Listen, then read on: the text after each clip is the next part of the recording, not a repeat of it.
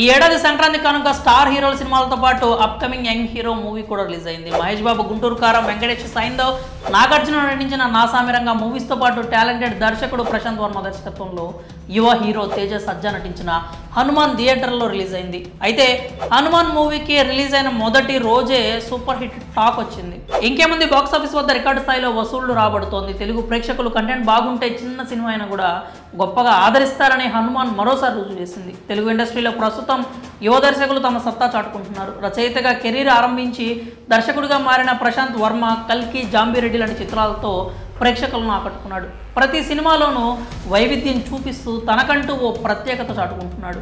సంక్రాంతి కానుక ప్రశాంత్ వర్మ దర్శకత్వంలో young hero Teja సజ్జా నటించిన హనుమాన్ మూవీ రిలీజ్ అయి ప్రపంచం సృష్టిస్తోంది. అన్ని వర్గాల ప్రేక్షకులు ఈ మూవీపై ప్రశంసల వర్షం కురిపిస్తున్నారు. దీంతో బాక్సాఫీస్ వద్ద భారీ వసూళ్లు కూడా రాబడుతోంది. హనుమాన్ ఆల్ టైమ్ రికార్డులతో దూసుకుపోతోంది.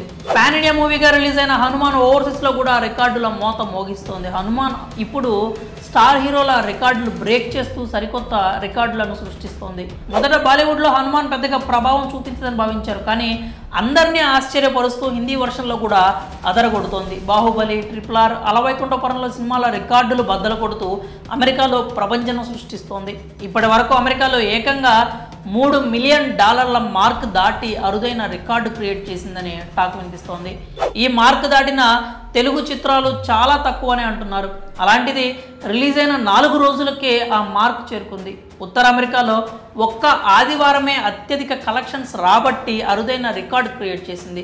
హనుమాన్ చిత్రం కన్నా ముందు బాహుబలి 2, RRR మూవీస్ ఆదివారం అత్యధిక కలెక్షన్ సాధించిన తొలి 2 స్థానాల్లో ఉంటే హనుమాన్ మూవీ 3వ స్థానంలో ఉంది. ఏది ఏమైనా చిన్న చిత్రంగా రిలీజ్ అయ్యి పెద్ద హీరోల రికార్డులు బ్రేక్ చేయడంతో కంటెంట్ పవర్ అలా ఉంటుందని ఆడియన్స్ అంటున్నారు. మరి పెద్ద హీరోల రికార్డులను హనుమాన్ మూవీ బ్రేక్ చేయడంపై మీరేమనుకుంటున్నారో మీ అభిప్రాయాలని కామెంట్స్ రూపంలో తెలియజేయండి.